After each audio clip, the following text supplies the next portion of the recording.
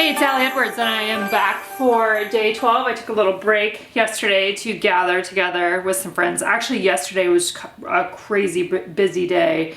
I spent most of the morning, or most of the daytime, with my book club. We had a really fun holiday party, and picked up Anna, came home. It was Elliot's 13th birthday, and then we had Anna's Christmas program last night. So I wanted to incorporate a little bit of all of those. The page that I'm working on is the page from my foundation pages that I had put in as day 12. And this was from the product play workshop, using a hexagon, creating a fold up with, originally I had all of these different pattern papers. I had a cork paper, a linen paper on there. You can see how this could easily just be the fun stuff, right? And that's totally fine, and that may work perfectly well for your day.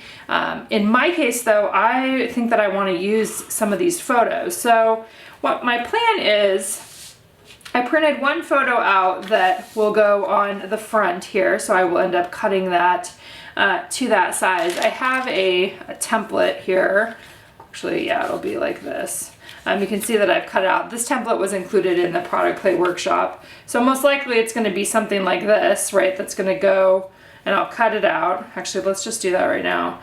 And then I'm going to use the triangle templates or a triangle template to cut out these other ones that will replace some of these pieces. And then I'm thinking maybe I'll do journaling. So I have 4 of those, and then maybe do one with handwritten journaling. That's my initial thought. This is a kind of a fun one because of the way that it sits in the page protector too. It has a transparent background on it.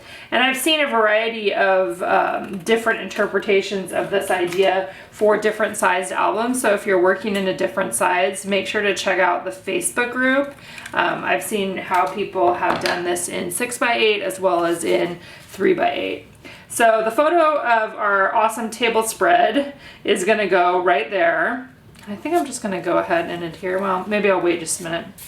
That's going to go on top. And then on the inside, you can see this actually tucks down inside of the page protector. I'll just show you while I'm right here. So the page protector holds it in place, basically what it does, and it has the transparency on the bottom. So for the inside here, let's try. I have this 12. I'm probably not going to use that. Might want something a little bit smaller. We'll see here. And I may end up only using 3 pictures, but I printed out 4 just to see. That was the gift that I took. My book club does a gift exchange, and we do instead of doing like a white elephant, we do favorite things. So we set a price limit, and then we all pick some favorite things to bring and give, and then we do it like you do a white elephant, right? Where we have numbers and everybody gets a number, and then you get to pick, and you can also steal from other people. So that's kind of a fun part of it too. All right, so I just want to see, we're just going to kind of play around with this idea. Originally I was thinking that this one would probably work best. Let's try this. This is from Elliot's birthday, so that might go on the top there. So that's part of it as you're thinking about, with your triangles and kind of deciding what do you want to be in the photo, or how do you want to crop the photo. You can also, there in the product play workshop, there's a template for this, which is definitely another way that you could approach it, where you're literally just printing it out in the shapes because you've masked the photos into the shapes of the triangles and then just printed them. So that's definitely another way to approach this, but this is kind of the old school, give me a template and let's see what happens. Some people may cringe that I'm covering things up, but it's okay.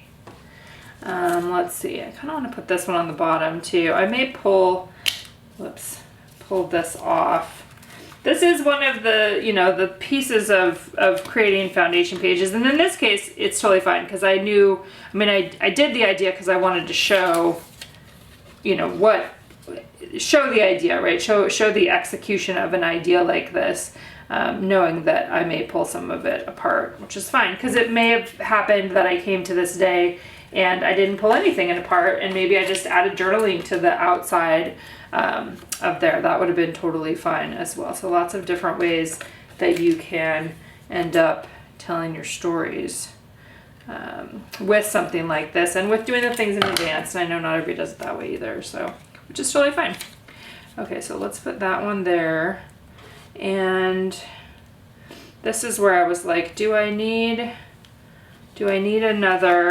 want to include another gift photo, or is that enough? Because I kind of still want to do one that's journaling, and I'm thinking that I may just handwrite my journaling on here, like filling in the space. Maybe I'll leave that one. Something like that.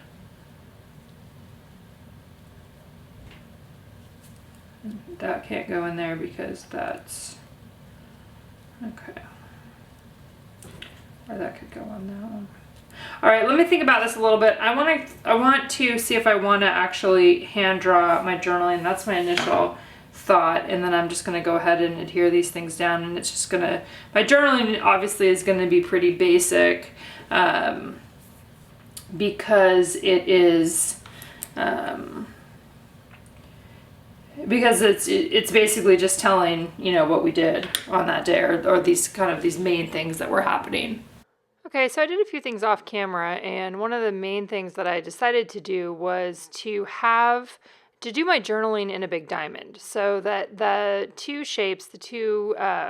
triangle shapes on the, I guess that would be the left hand side of the project would be one big space for journaling. So combining a couple of those spots together. So I took a piece of white cardstock, folded it to that size, and then a lot of this was kind of making sure that things were fitting.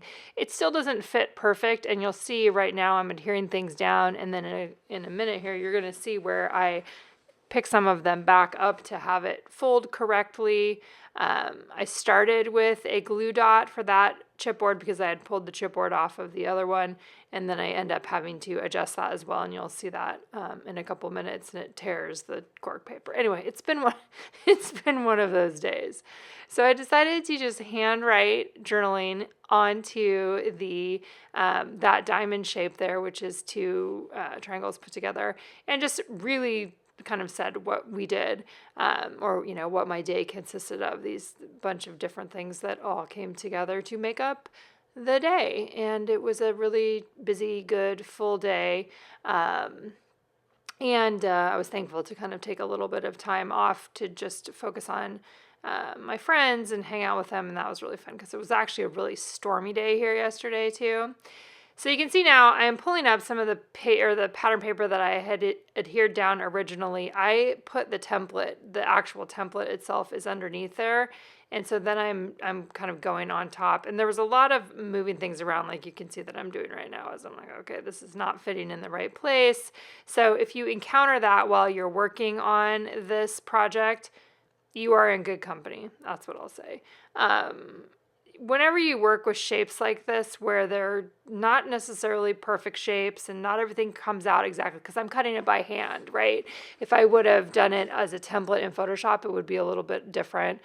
You can also see there's the exterior photo that I'm doing on the outside of the hexagon when it's folded over. I ended up pulling off a couple more of those pattern papers and then trimming on that front side there so that I didn't see any of the extra white. I really love the top-down picture of the food table from our book club gathering.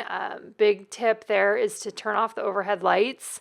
A bunch of my friends were taking pictures there, and I was like, dude, you're gonna get all kinds of weird glare in there. You gotta turn off the photo, or turn off the lights. And then I just held my phone camera over top of the table, and that worked really well.